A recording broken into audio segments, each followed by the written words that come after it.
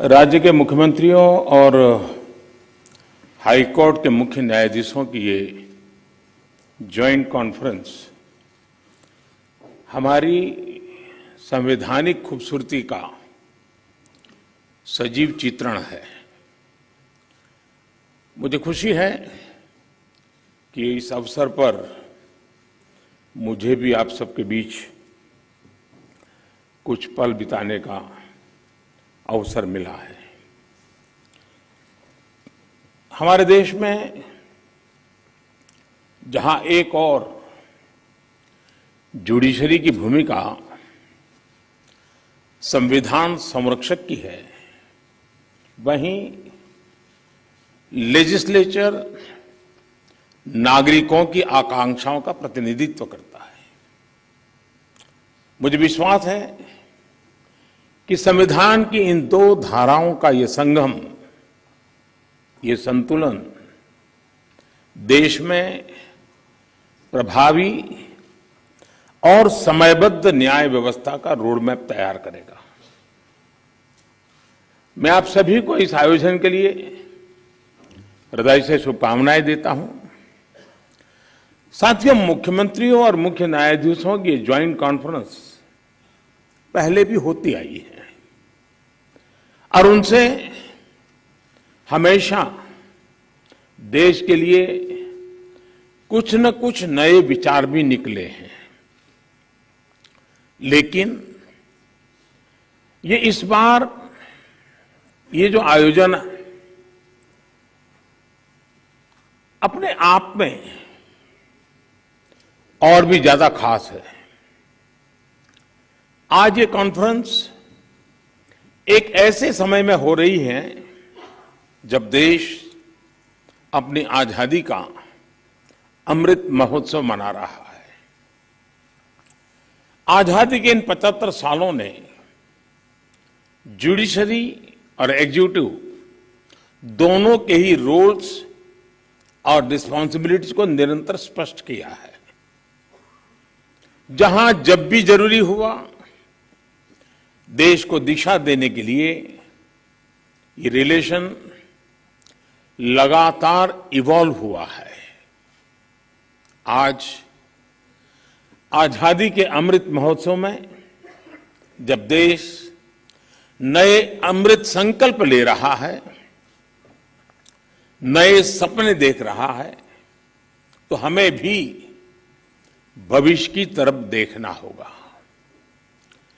2047 में जब देश अपनी आजादी के 100 साल पूरे करेगा, तब हम देश में कैसी न्याय व्यवस्था देखना चाहेंगे। हम किस तरह अपने जुडिशियल सिस्टम को इतना समर्थ बनाएं कि वो 2047 के भारत की आकांक्षाओं को पूरा कर सके, उन पर खरा उतर सके। ये प्रश्न आज हमारी प्राथमिकता होना चाहिए। अमृत काल में हमारा विजन एक ऐसी न्याय व्यवस्था का होना चाहिए जिसमें न्याय सुलभ हो, न्याय त्वरित हो और न्याय सबके लिए हो। साथियों, देश में न्याय की देरी को कम करने के लिए सरकार अपने स्तर से हर संभव प्रयास कर रही है। हम जुडिशियल स्ट्रेंथ को बढ़ाने के लिए प्रयास कर रहे हैं। जुडिशियल इंफ्रास्ट्रक्चर को बेहतर करने की कोशिश चल रही है। केस मैनेजमेंट के लिए आईसीटी के इस्तेमाल की शुरुआत भी की गई है। सबऑर्डिनेट कोर्ट्स और डिस्ट्रिक्ट कोर्ट से लेकर हाई कोर्ट तक वैकेंसीज को भरने के लिए भी प्रयास हो रहे हैं। साथ ही जुडिशियल इंफ्रास्ट्रक्चर को मजबूत करने के लिए भी देश में व्यापक काम हो रहा है। इसमें राज्यों की भी बहुत बड़ी भूमिका है। साथियों, आज पूरी दुनिया में नागरिकों के अधिकार के लिए, उनके सशक्तिकरण के लिए टेक्नोलॉजी एक इंपॉर्टेंट टूल बन चुकी है। हमारे जुडिशियल सिस्टम में भी टेक्नोलॉजी की संभावनाओं से आप सब परिचित हैं। हमारे ऑनरेबल जजेस समय समय पर इस विमर्श को आगे भी बढ़ाते रहे हैं। भारत सरकार भी जुडिशियल सिस्टम में टेक्नोलॉजी की संभावनाओं को डिजिटल इंडिया मिशन का एक जरूरी हिस्सा मानती है। उदाहरण के तौर पर ई कोर्ट्स प्रोजेक्ट को आज मिशन मोड में इंप्लीमेंट किया जा रहा है। सुप्रीम कोर्ट ई कमेटी के मार्गदर्शन में जुडिशियल सिस्टम में टेक्नोलॉजी इंटीग्रेशन और डिजिटाइजेशन का काम तेजी से आगे बढ़ रहा है।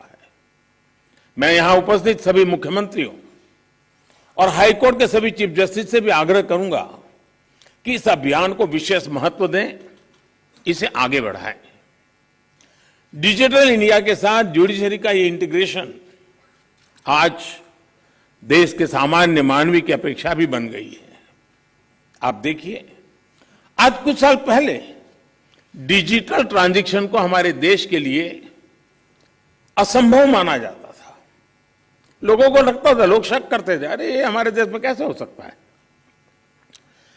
और ये भी सोचा जाता है इसका स्कोप केवल शहरों तक ही सीमित रह सकता है, उससे आगे बढ़ नहीं सकता है। लेकिन आज छोटे कस्बों और यहां तक गांवों में भी डिजिटल ट्रांजैक्शन आम बात होने लगी है। ये पूरे विश्व में पिछले साल जितने डिजिटल ट्रांजैक्शन हुए उसमें से 40% डिजिटल ट्रांजैक्शन भारत में हुए हैं।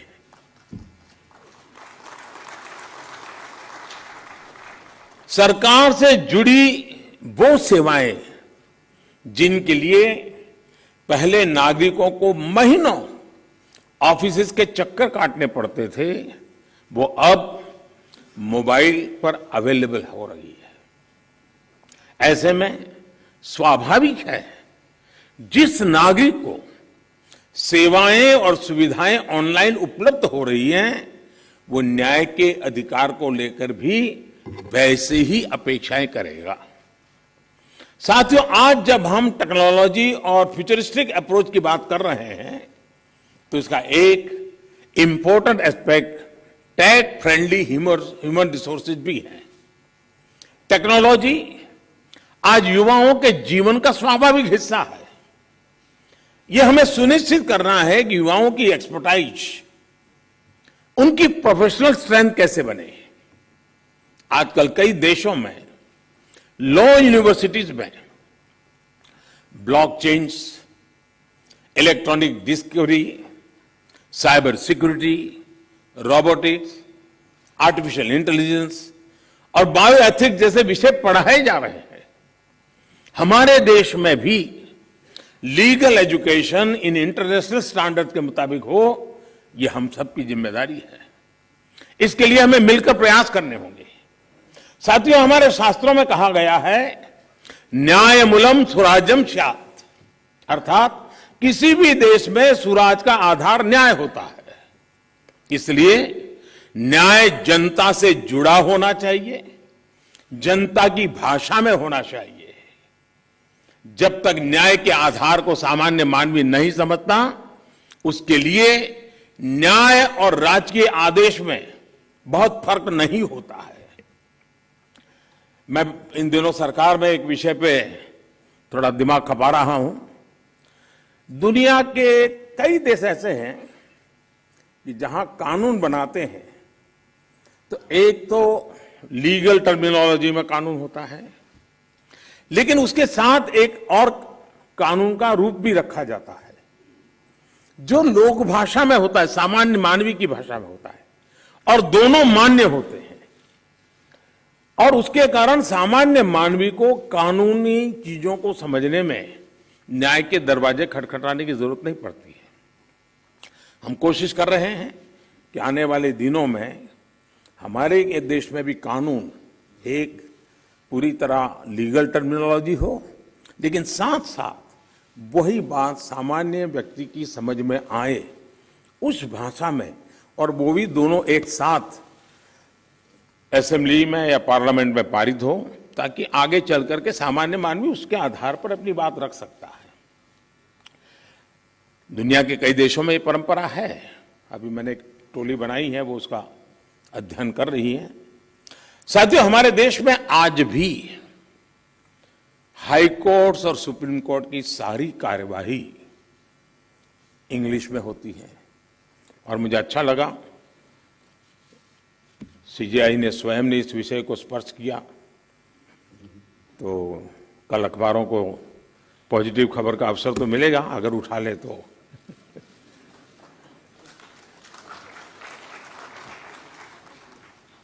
लेकिन उसके लिए बहुत इंतजार करना पड़ेगा। साथियों, एक बड़ी आबादी को न्यायिक प्रक्रिया से लेकर फैसलों तक को समझना मुश्किल होता है। हमें इस व्यवस्था को सरल और आम जनता के लिए ग्राह्य बनाने की जरूरत है। हमें कोर्ट्स में स्थानीय भाषाओं को प्रोत्साहन देने की जरूरत है। इससे देश के सामान्य नागरिकों का न्याय प्रणाली में भरोसा बढ़ेगा, वो उससे जुड़ा हुआ महसूस करेगा। अब इन समय हम एक कोशिश कर रहे हैं कि टेक्निकल एजुकेशन और मेडिकल एजुकेशन मातृभाषा में क्यों नहीं होना चाहिए। हमारे बच्चे जो बाहर जाते हैं दुनिया की वो भाषा कोशिश करते हैं पढ़ करके फिर मेडिकल कॉलेज की, तो हम हमारे देश में कर सकते हैं। और मुझे खुशी है कई राज्यों ने मातृभाषा में टेक्निकल एजुकेशन, मेडिकल एजुकेशन के लिए कुछ इनिशिएटिव लिए हैं। तो आगे चल करके उसके कारण गांव का गरीब का बच्चा भी जो भाषा के कारण रुकावटें महसूस करता है, उसके लिए सारे रास्ते खुल जाएंगे। और ये भी तो एक बड़ा न्याय है, ये भी एक सामाजिक न्याय है। सामाजिक न्याय के लिए न्यायपालिका के तराजू तक जाने की जरूरत नहीं होती है। सामाजिक न्याय के लिए कभी भाषा भी बहुत बड़ा कारण बन सकती है। साथियों, एक गंभीर विषय सामान्य आदमी के लिए कानून की पेचीदगियां भी है। 2015 में हमने करीब 1800 ऐसे कानूनों को चिन्हित किया था जो अप्रासंगिक हो चुके थे। इनमें से जो केंद्र के कानून थे, ऐसे 1450 कानूनों को, 1450 कानूनों को हमने खत्म किया। लेकिन राज्यों की तरफ से केवल 75 कानून ही खत्म किए गए हैं। मैं आज सब बड़ी आदरणीय मुख्यमंत्रीगण यहां बैठे हैं, मैं आपसे बहुत आग्रह करता हूं कि अपने राज्य के नागरिकों के अधिकारों के लिए, उनकी ईज ऑफ लिविंग के लिए आपके यहां भी ये कानूनों का इतना बड़ा जाल बना हुआ है, काल बाह्य कानूनों में लोग फंसे पड़े हैं, उन कानूनों को निरस्त करने की दिशा में आप कदम उठाइए। लोग बहुत आशीर्वाद देंगे जी। साथियों, न्यायिक सुधार केवल एक नीतिगत विषय या पॉलिसी मैटर ही नहीं है। देश में लंबित करोड़ों केसेस के लिए पॉलिसी से लेकर टेक्नोलॉजी तक हर संभव प्रयास देश में हो रहे हैं और हमने बार बार इसकी चर्चा भी की है। इस कॉन्फ्रेंस में भी आप सब एक्सपर्ट्स इस विषय पर विस्तार से बात करेंगे ही, ये मुझे पर विश्वास है। और मैं शायद बहुत लंबे अरसे तक इस मीटिंग में बैठा हुआ हूं। शायद जजीज को ऐसी मीटिंग में आने का जितना अवसर मिला होगा उससे ज्यादा मुझे मिला है, क्योंकि मैं कई वर्षों तक मुख्यमंत्री के रूप में इस कॉन्फ्रेंस में आता रहता था। अब यहां बैठना मौका आ गया है तो यहां से आता रहता हूं। तो एक प्रकार से मैं इस महफिल में सीनियर हूं।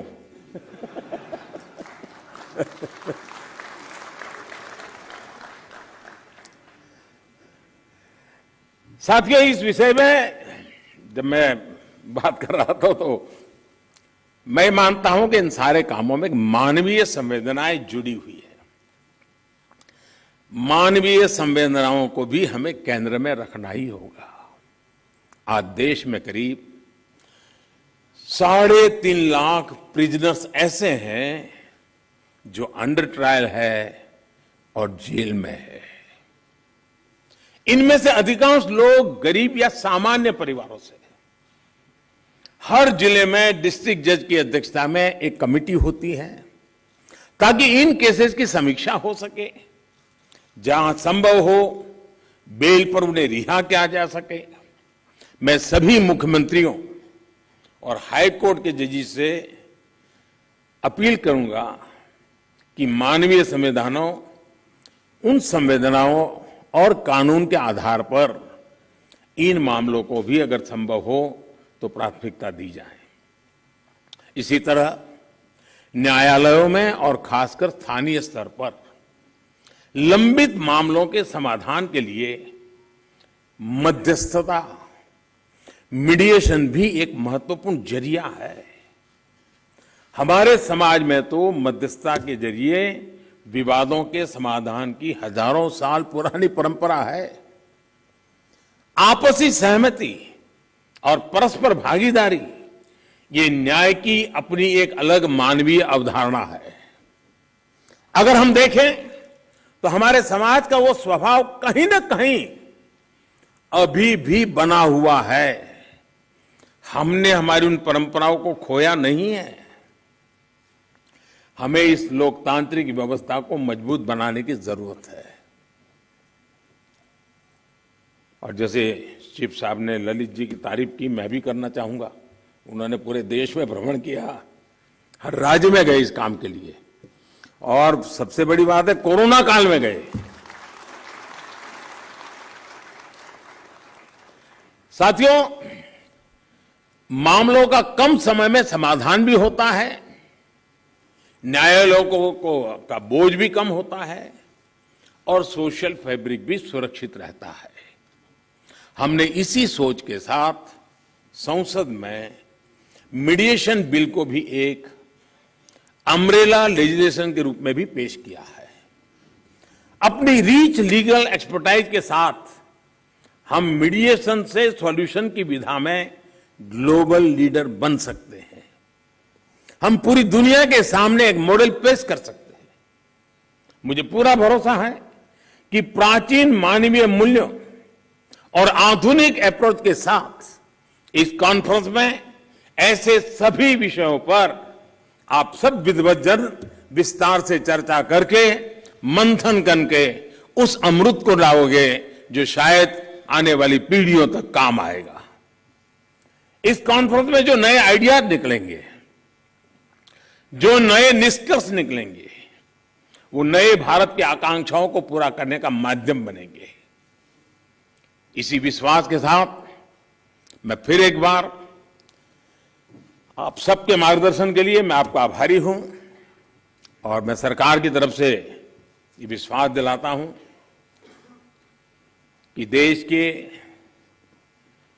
न्याय व्यवस्था के लिए सरकारों ने जो करना होगा, चाहे राज्य सरकार हो, केंद्र सरकार हो, वो भरसक प्रयास करेगी ताकि हम सब मिलकर के देश के कोटि कोटि नागरिकों की आशा अपेक्षाओं को पूर्ण कर सके। और 2047 में देश जब आजादी के 100 साल मनाए, तब हम न्याय के क्षेत्र में भी और अधिक गौरव के साथ, और अधिक सम्मान के साथ, और अधिक संतोष के साथ आगे बढ़े। यही मेरी बहुत बहुत शुभकामना है। बहुत बहुत धन्यवाद।